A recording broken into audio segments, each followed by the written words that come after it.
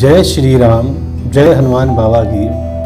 और मैं आपका आज फिर से स्वागत करता हूँ इस संपूर्ण सृष्टि ज्ञान चैनल में। और हम लोग आज बात करेंगे कि पंचक का अर्थ होता क्या है। देखिए, पंचक के बारे में आपने ज़रूर सुना होगा कि पंचक बहुत ख़राब होता है और इसमें अगर कोई मृत्यु होती है तो भी उसको बड़ा अशुभ माना जाता है। तो आज हम समझेंगे कि पंचक होता क्या है और कैसे ग्रह के योग होते हैं या कैसे नक्षत्र होते हैं उसमें, इसके बारे में हम आज जानेंगे। तो चलिए शुरू करते हैं। पर शुरू करने से पहले जय श्री राम, जय हनुमान बाबा की जय। देखिए, ऐसा है कि पंचक में बात शुरू करने से पहले हम लोग ये समझेंगे आज कि चंद्रमा कितना समय लेता है हर राशि को पार करने में, और ये समझेंगे कि चंद्रमा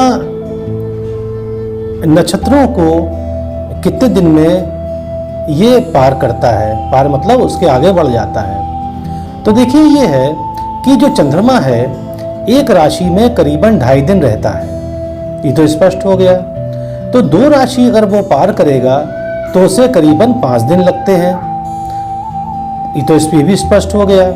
और एक नक्षत्र पार करने में चंद्रमा को करीबन 1 दिन लगते हैं। तो 27 नक्षत्र होते हैं, तो 27 नक्षत्र पार करने में उसको करीबन 27 दिन लगते हैं। चलिए, देखिए ये स्पष्ट हो गया। फिर से मैं बता दूंगा आपको कि चंद्रमा एक राशि को पार करने में उसे 2.5 दिन लगते हैं। तो अगर 2 राशि पार करेगा तो करीबन 5 दिन लगेंगे। इसी प्रकार से आप जोड़ लीजिए और चंद्रमा एक दिन में करीबन एक नक्षत्र को पार करके दूसरे नक्षत्र में चला जाता है। अब देखिए, ये समझाने का तात्पर्य ये इसलिए है क्योंकि पंचक जो है वो इसी पर निर्भर करता है। अब देखिए, निर्भर कैसे करता है। देखिए, अब पंचक का योग कब बनता है, कैसे बनता है, समझा रहा हूँ आपको। जो मैंने बताया है वो भी काम में आ जाएगा। देखिए, ऐसा है कि चंद्रमा जब कुंभ और मीन राशि में रहता है तो उसको हम पंचक कहते हैं। अभी पंचक नाम क्यों पड़ा वो भी बताएंगे आपको। पहले समझ लें कि पंचक होता कब कब है। देखिए, जब चंद्रमा जो है कुंभ और मीन राशि के अंदर रहता है तो उसको तो पंचक का योग कहा जाता है। अभी हमने बताया है कि 2 राशि को पार करने में चंद्रमा को करीबन 5 दिन लगते हैं। तो 5 दिन में वो 5 नक्षत्र भी पार करता है। तो जब चंद्रमा कुंभ और मीन राशि में होता है तो चंद्रमा 5 नक्षत्र उस समय पार करता है। तो यहाँ पर जो नक्षत्र पार करता है वो बता दें आपको। धनिष्ठा, सद्भिषा, पूर्व भाद्रपद, उत्तर भाद्रपद और रेवती, ये 5 नक्षत्र हैं जो चंद्रमा पार करता है जब वो कुंभ और मीन राशि में होता है। अब देखिए, यही 5 नक्षत्र और यही जो चंद्रमा रहता है कुंभ और मीन राशि में, यही पंचक के योग कहलाते हैं। अब देखिए, नाम पंचक क्यों पड़ा। देखिए, नाम पंचक इसलिए पड़ा है कि जब चंद्रमा कुंभ और मीन राशि में होता है तब वह 5 नक्षत्र को पार करता है। वो नक्षत्र के नाम बताए हमने आपको। धनिष्ठा है, सद्भिषा है, पूर्व भाद्रपद है, उत्तर भाद्रपद है और रेवती नक्षत्र है। तो ये 5 नक्षत्र के नाम पे पंचक पड़ा है कि जब चंद्रमा इन 5 नक्षत्रों में विचरण करता है तब उसे हम पंचक कहते हैं। तो ये तो स्पष्ट हो गया कि पंचक का योग होता क्या है। फिर से बता दें कि पंचक जब लगता है जब चंद्रमा कुंभ और मीन राशि में होता है, या अगर नक्षत्रों की बात करें तो वह 5 नक्षत्र इसमें पार करता है। तो अगर वो इन 5 नक्षत्रों में से किसी में भी रहता है तो वो पंचक कहलाता है। जैसे वह धनिष्ठा के तीसरे चरण से वह आता है कुंभ राशि में, तो धनिष्ठा का तीसरा चरण, उसके बाद वो आता है सद्भिषा में, फिर वो पूर्व भाद्रपद, फिर उत्तरा भाद्रपद और फिर वो रेवती में। तो ये जो 5 नक्षत्रों में जब ये चंद्रमा चलता है तो 5 नक्षत्रों के नाम पे इसे पंचक कहा जाता है, क्योंकि 5 नक्षत्र को ये पार करता है। ये तो स्पष्ट हो गया पंचक का मतलब क्या होता है। अब देखिए, चूंकि एक नक्षत्र करीबन 1 दिन में पार करता है चंद्रमा, तो 27 दिन में फिर से उसी नक्षत्र में आएगा जिसमें पहले दिन था। तो इसका मतलब ये है कि पंचक हर 27 दिन पे फिर से रिपीट करता है। स्पष्ट हो गया कि पंचक का मतलब क्या है और पंचक कब होता है, चाहे ग्रहों के हिसाब से या नक्षत्रों के हिसाब से। अब देखिए हम लोग समझेंगे कि अगर कोई बच्चा पैदा होता है पंचकों में तो क्या समस्या हो सकती है। तो हमारी राय यही है कि जो आपके घर के पुरोहित हों, अगर कोई भी संतान होती है पंचकों में तो उसकी आप पूजा पाठ जरूर विधि विधान से करवाएं, जैसे आपके पुरोहित बताएं। क्योंकि ये देखा गया है कि अगर बच्चा पैदा होता है धनिष्ठा में, अगर पैदा होता है धनिष्ठ में तो उसमें शारीरिक विकलांगता आ जाती है। फिर बता दूं मैं आपको, अगर बच्चा पैदा होता है धनिष्ठा नक्षत्र में तो उसमें शारीरिक विकलांगता आ जाती है। अगर बच्चा पैदा होता है पूर्व भाद्रपद में तो ये देखा गया है कि उसके जो बच्चा है वो बड़े हो गए घरेलू झगड़े और घरेलू समस्याएं से हमेशा उलझा रहता है।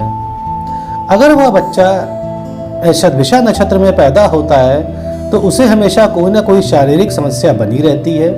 और वह बच्चा अगर उत्तरा भाद्रपद में पैदा होता है तो उसको हर चीज में भारी नुकसान होगा, मतलब कैसे भी उसका पैसा बुरी तरह खर्च होता रहेगा। और अगर वह बच्चा पैदा होता है, माफ करिएगा, रेवती नक्षत्र में, तो उसकी व्यापार में बहुत बड़ा नुकसान होगा, या कोई भी व्यापार करेगा तो कभी वो अच्छा नहीं कर पाएगा, हमेशा उसे नुकसान सहना ही पड़ेगा। तो देखिए ये है कि अगर बच्चा पैदा होता है पंचक में तो जैसा मैंने बताया ये चीज़ें हो सकती हैं। तो जैसे ही आपको मालूम पड़े बच्चा संतान कोई पैदा होती है परिवार में तो आप उसको तुरंत दिखाएं कि वो पंचक में है कि अगर पंचक में है तो तुरंत अपने घर के पुरोहित से पूछ के आप तुरंत विधि विधान से पूजा पाठ करें। इससे काफ़ी हद तक वो चीज़ें खत्म हो जाती हैं। अब देखिए अगर हम कोई काम शुरू करते हैं पंचक में तो उसके बारे में हम बता दें आपको। देखिए अगर धनिष्ठा में अगर कोई काम शुरू करा जाता है तो उसमें अग्नि हादसा हो सकता है।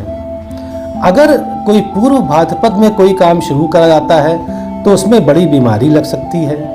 अगर कोई काम शुरू करा जा सकता है शतभिषा नक्षत्र में तो उसमें शारीरिक विकलांगता आ सकती है। जैसे मान लीजिए आपने शतभिषा नक्षत्र में मान लीजिए घर बनवाना है, छत आपने डलवा ली, हो सकता है छत का कोई भाग आपके ऊपर गिर जाए और आपके शारीरिक विकलांगता हो जाए।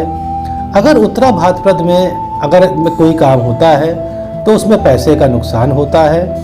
और अगर रेवती नक्षत्र में होता है तो उसमें पैसा हमेशा कम पड़ जाता है कोई भी काम आप शुरू करेंगे। तो आपसे हमारी यही राय है कि अगर कोई भी काम शुरू करते हैं आप या कोई भी संतान पैदा होता है तो पहले अपने पुरोहित से दिखा लें कि उसमें पंचक चल रहा है कि नहीं चल रहा है। अगर चल रहा है तो विधि विधान से पूजा करवा कर उसे आप ख़त्म करवाएं। जो उसकी खराबियां हैं वो काफ़ी हद तक दूर हो जाती हैं पूजा पाठ से। अब देखिए हम लोग एक और चीज़ बताना चाहेंगे। अगर कोई व्यक्ति मरता है पंचक में और सही से पूजा पाठ नहीं करवा जाता है तो काफ़ी समस्या आ जाती है। और ये देखा गया है कि अगर सही से पूजा पाठ नहीं हुआ है तो उसी परिवार के चार सदस्य मृत्यु को प्राप्त हो जाते हैं अगर सही से पूजा नहीं करवाते और कोई व्यक्ति पंचक में मरता है।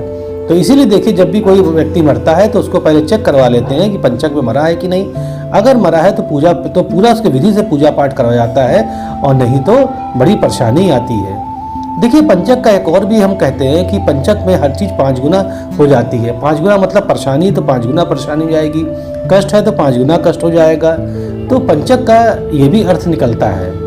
देखिए दूसरा हम बता दें आपको कि पंचक के कई प्रकार होते हैं। देखिए पंचक के वैसे 5 प्रकार कहे गए हैं। देखिए पहला है रोग पंचक। पहला पंचक का प्रकार है रोग पंचक।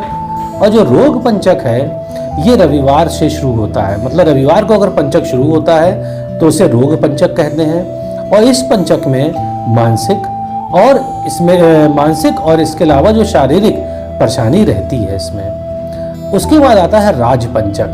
देखिए राज पंचक जो है सोमवार को माना गया है, तो सोमवार से अगर कोई पंचक शुरू होता है तो राज पंचक कहते हैं। ये कुछ मामले में अच्छा होता है। और अगर हम भूमि संबंधित काम शुरू करते हैं इस दिन तो हमारा काम अच्छा चलता है।